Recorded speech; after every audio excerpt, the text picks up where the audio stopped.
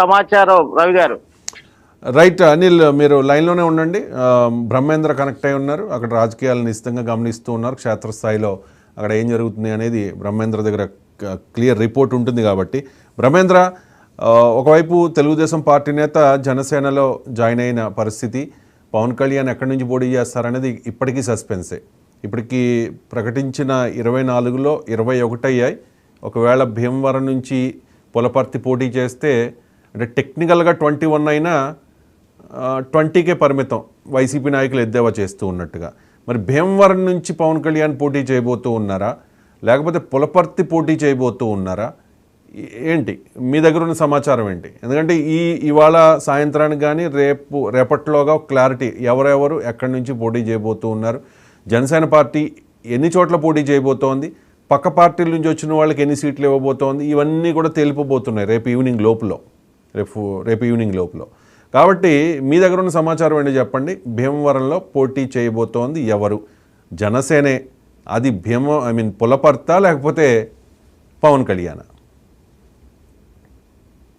Morning Ravishankar గారు, ఇప్పుడు నిన్న ఏదైతే టీడీపీ నుంచి జనసేనలోకి వెళ్ళిన పులపర్తి ఎమ్మెల్యే పులపర్తి రామాంజనేయులు గారు నిన్న మంగళగిరిలో ఆల్రెడీ పండుగ కప్పుకుని అక్కడ ఉన్న మీటింగ్ లో చెప్పడం అయితే, సీటు నాకే ఇచ్చిన అక్కడ పోటీ చేసేది పవన్ కళ్యాణే అని పలకడంతో అందరూ కూడా అది సస్పెన్స్ మెయింటైన్ చేస్తున్నట్టుగా కనపడుతుంది. ఎందుకంటే అక్కడ భీమవరం నుంచి పవన్ కళ్యాణ్ పోటీ చేస్తాడా, ఇటు పులపర్తి రామాంజనేయులు పోటీ చేస్తాడా అన్నది ఇప్పటికీ కూడా జన సైనికుల్లోనూ, అటు వైఎస్ఆర్ సిపిలోనూ, అలాగే అన్ని పక్షాల్లో కూడా ప్రజల్లో కూడా ఈ సస్పెన్స్ థ్రిల్లర్ సినిమా లాగా సాగుతుందని చెప్పొచ్చు.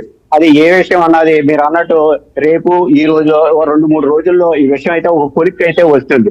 ఇప్పుడే ఆల్రెడీ భీమవరం ఎమ్మెల్యే గ్రంథి శ్రీనివాస్ గారు కూడా ఒక ప్రెస్ మీట్ అయితే పెట్టి చాలా విమర్శనాత్మకంగా ఆయన చేయటం జరిగింది. అంటే ఏదైతే నన్న పవన్ కళ్యాణ్ ఆయన మంగళగిరిలో చేసిన వ్యాఖ్యలకు రీకౌంటర్ గా ఈ రోజు గ్రంథి శ్రీనివాస్ ఈ రోజు ప్రెస్ మీట్ లో తీవ్రంగా ఆయన కూడా విమర్శించడం జరిగింది. అది అంటే అందులో విషయం ఏంటంటే, నన్ను రౌడీ గోండా అని పవన్ కళ్యాణ్ అంటున్నాడు. ఒక నెల రోజుల క్రితమే ఆయన భీమవరం వచ్చినప్పుడు ఇక్కడ మీటింగ్ లో, అంటే ఇక్కడ నిర్మలా ఫంక్షన్ హాల్లో గ్రంథి శ్రీనివాస్ చాలా మంచి వ్యక్తి, అతని మీద నాకు ఎటువంటి ఇంకొక రకంగా ఆయన మీద ఇబ్బంది పడేటట్టు ఏమీ లేదు, ఆయన నాకేమీ శత్రువు కాదు అని కూడా ఆయన వ్యాఖ్యానించాడు. నెల రోజులు తిరగకుండా అప్పుడు పులపర్తి రామాంజనేయులు అటు జనసేనలో జాయిన్ అవ్వగానే ఆ మీటింగ్ లో మళ్ళీ నన్ను ఒక రౌడీ, ఒక గోండా, నన్ను తరిమేస్తానని రకరకాల మాటలు అంటున్నాడు. ఇది ఎంతవరకు సమంజసం ఇప్పుడు ప్రెస్ మీట్ లో ఇప్పుడే వ్యాఖ్యానించడం జరిగింది. అలాగే ఆయన ఇది వరకు ప్రజలు కూడా ఆయన్ని ప్రజలే ఓడించారు గతంలో. ఇప్పుడు అప్పుడు కూడా నేను ఆయన ఎటువంటి విమర్శ చేయలేదు, కానీ ఇప్పుడు మటుగా ఆయన విమర్శ చేయడం ఎంతవరకు సమంజసం. అలాగే పులపర్తి రామాంజనేయులు కూడా ఒక చెరువు విషయంలో ఒక 50 ఎకరాలు గవర్నమెంట్ శాంక్షన్ చేసిన విషయంలో అది మంచినీటి చెరువుగా ఉండవలసింది, దాన్ని ఆయన పూర్తిగా ఆయన హస్తగతం చేసుకున్నాడు. అవినీతి పరుడు ఆయన పక్కనే పులపర్తి రామాంజనేయులు పెట్టుకుని ఈ రోజు నన్ను ఏ రకంగా విమర్శిస్తున్నాడు, నా పేరున ఏమన్నా ఒక పోలీస్ కేసులు, ఏమైనా రౌడీ షీటర్ గానీ ఇంకొక రకంగా కానీ నా మీద ఏమన్నా కేసులు ఉన్నాయా? అలాంటి ఏమీ లేనప్పుడు నన్ను ఒక రౌడీ గోండా అనటం ఎంతవరకు ఆయనకి సమంజసం? ఆయనకి మతి స్థిమితం అయితే ఏదో తప్పినట్టుగా నాకు అనిపిస్తుంది. ఏదైనా మనకి ఆరోగ్య సమస్య తలెత్తినప్పుడు అది మొదట్లోనే తుంచివేయాలి. అలాగే ఆయన ఒక రకంగా మానసిక శాస్త్రవేత్తలు, సైకాలజిస్ట్ ని చూపించుకోవాల్సిన పరిస్థితి అయితే ఏర్పడుతుందని నా అభిప్రాయాన్ని కూడా ఇప్పుడు ఆయన తీవ్రంగా చెప్పడం జరిగింది.